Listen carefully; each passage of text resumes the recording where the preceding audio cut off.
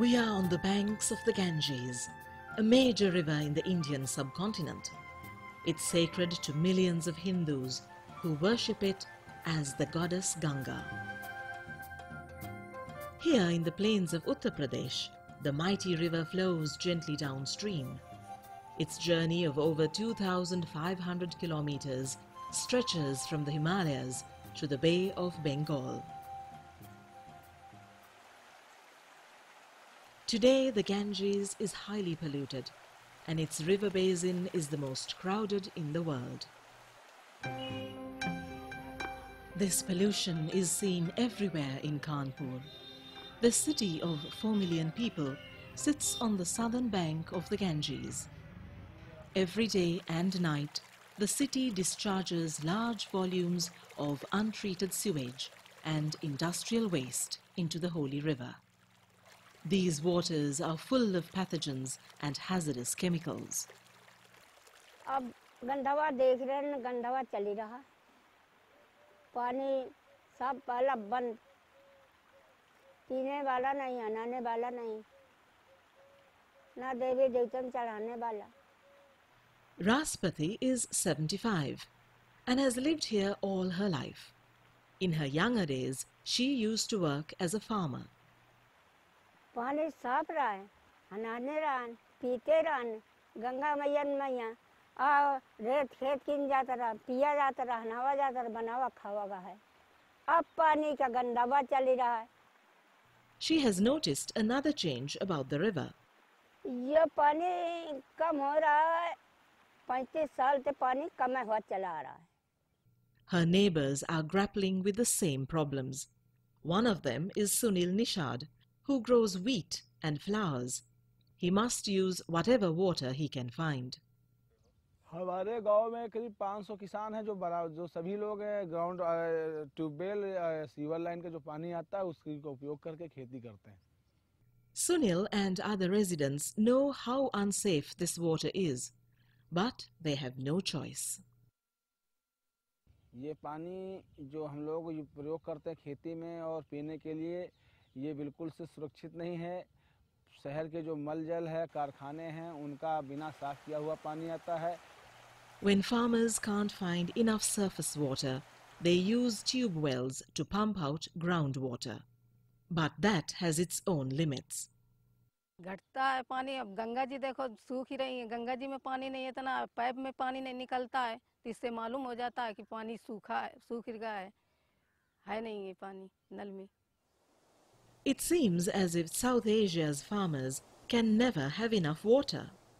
In South Asia, about 95% of the water is used for agriculture sector, which is higher than world average of 70%, and which is much higher than the average of industrialized countries. In a world running short of water, such extravagance can't continue. This is one message coming out of a new study commissioned by the UN Environment Programme. The report also suggests some solutions. High yielding varieties, improving the irrigation water management, technological interventions which can bring or improve the water use efficiencies, and also producing high value crops, for example, would increase the productivity in economic terms. South Asia is home to over 1,500 million people, a quarter of the world population. But it has only 1/20th of its freshwater resources, and even that water isn't often available where or when it's most needed. This poses huge challenges for managing water resources. It's made harder by widespread poverty. In South Asia, we have about 500 million people living $1 a day.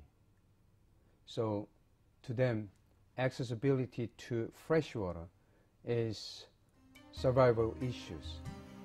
The UNEP study assessed the vulnerability of water resources in 3 South Asian river basins, those of the Ganges-Brahmaputra-Meghna river complex, the Indus River and the Helmand River. All three rivers flow across national borders.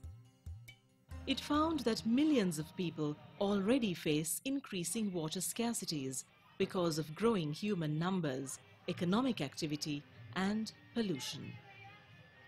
And now, climate change is set to make matters worse. Many rivers flowing across the Indian subcontinent originate in the Himalayas, which serves as Asia's water tower. But the climate there is changing fast.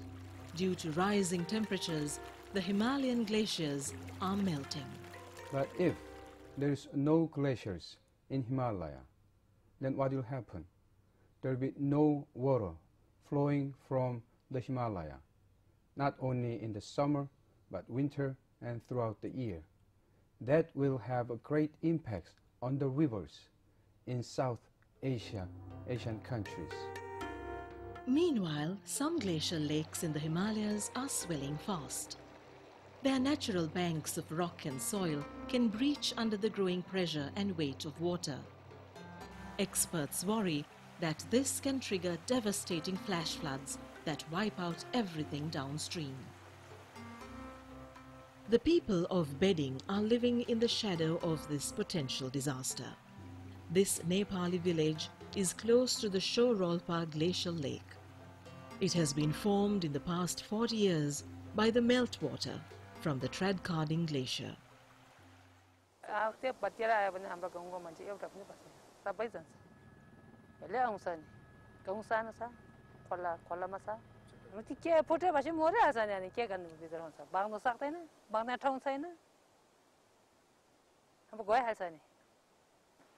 मैले मेरो उमेर 12-13 वर्ष उमेर हुँदाखेरि सानै थियो अहिले बढेर धेरै ठुलो भयो पहिलेको तुलनामा त्यस्तै